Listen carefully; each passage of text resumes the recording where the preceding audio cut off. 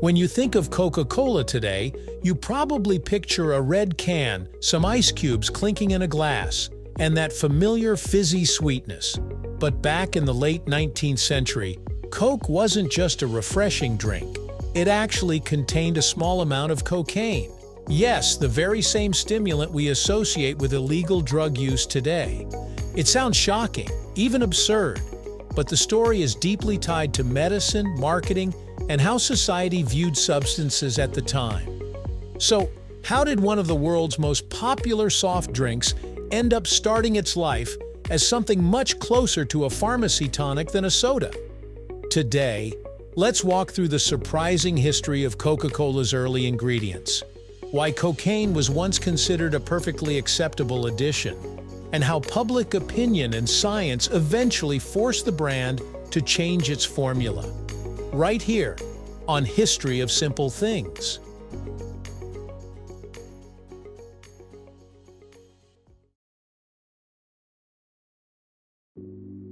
To understand why cocaine ever made its way into a soda, you need to know how Coca-Cola was first created. The drink was invented in 1886 by John Pemberton, a pharmacist from Atlanta, Georgia. At the time, many pharmacists were creating and selling their own formulas for tonics and elixirs, and these concoctions often promised to cure headaches, fatigue, stomach issues, or just provide a general sense of well-being. Pemberton himself was a wounded Civil War veteran who suffered from chronic pain and developed an opium addiction after being treated with morphine. Like many others of his era, he was searching for alternatives to relieve pain without falling deeper into dependency. He was inspired by vin Mariani, a French drink that mixed wine with coca leaves, the same leaves that naturally contain cocaine. This European tonic was all the rage at the time, praised by celebrities, doctors, and even Pope Leo XIII, who supposedly carried a flask of it around. Seeing its popularity, Pemberton decided to make his own American version, but with a twist. Here's where the story gets interesting. Pemberton's early formula included coca leaf extract, which meant it contained small amounts of cocaine. Now, it's important to remember that in the late 1800s, cocaine was not seen in the same light it is today. It wasn't illegal, and in fact, it was widely praised for its supposed health benefits. Doctors used it as a local anesthetic. Sigmund Freud endorsed it as a cure for depression and fatigue, and it was even included in over-the-counter products. To people of the time, cocaine wasn't viewed as a dangerous drug. It was cutting-edge medicine. So when Pemberton combined coca leaf extract with cola nut, a natural source of caffeine, he wasn't trying to create a party drug in a glass bottle. He was making what he believed to be a legitimate health tonic.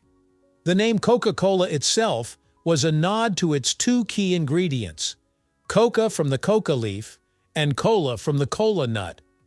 Early advertisements didn't shy away from this. They proudly marketed the drink as an intellectual beverage that could boost energy, lift moods, and even help with addiction.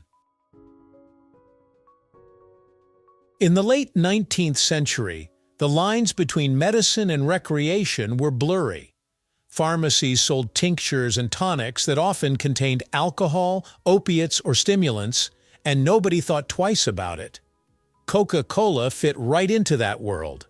It was marketed as a nerve tonic, headache remedy, and energy booster. Basically, an all-in-one pick-me-up. People drank it in soda fountains, which were popular gathering spots, and it quickly spread beyond Atlanta. What made Coca-Cola stand out was its branding. While other tonics leaned heavily on medical claims, Coca-Cola combined those promises with an enjoyable, sweet taste. It wasn't just medicine. It was pleasant to drink, which gave it an edge over the more bitter or medicinal-tasting remedies out there.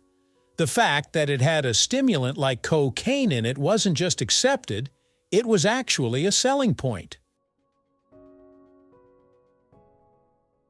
But attitudes started to shift around the turn of the century. By the early 1900s, medical research and social awareness were beginning to highlight the dangers of addictive substances. Cocaine, once praised as a miracle cure, was increasingly seen as risky, with reports of abuse and dependency rising.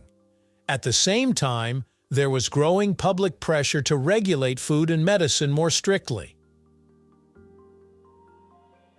In 1906, the Pure Food and Drug Act was passed in the United States, requiring companies to accurately label ingredients and avoid misleading claims. This put Coca-Cola in a difficult position.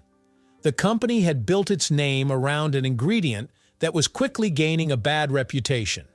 To keep up with public opinion and new regulations, Coca-Cola quietly began reducing the cocaine content in its formula. By around 1929, the drink was fully decocainized, meaning the coca leaf extract used in the recipe had the cocaine removed, leaving only flavoring compounds. Even after the cocaine was gone, Coca-Cola kept its name and continued to thrive. The company leaned more heavily on its caffeine content as the energizing element and shifted its branding from medicine to refreshment. By the 20th century, Coca-Cola wasn't a tonic anymore. It was a beverage for enjoyment, fun, and social connection. Clever advertising campaigns, sponsorships, and global expansion helped cement it as the iconic soda we know today. The shift also reflected a broader cultural change. The world was moving away from unregulated tonics and toward a modern pharmaceutical industry, where medicines had to be tested and approved. Coca-Cola, by dropping its controversial ingredient and reinventing itself, managed to survive that transition and come out stronger. So why did Coca-Cola once contain cocaine? The simple answer is that it was created in a time when cocaine wasn't seen as dangerous, but rather as a beneficial, even fashionable medicine. John Pemberton designed his drink as a tonic, not a recreational soda, and the inclusion of coca leaves was completely in line with the medical thinking of the late 1800s. But as science advanced and society caught up to the risks of certain substances, the company adapted, removing cocaine while holding on to its name and identity. It's strange to imagine now, but that early formula played a huge role in shaping Coca-Cola's legacy. What started as a pharmacist's experiment turned into a global brand, not by accident, but by constantly reinventing itself to fit the times. And maybe that's the real secret ingredient, not the coca leaves or the caffeine, but the ability to change while still holding on to a powerful identity.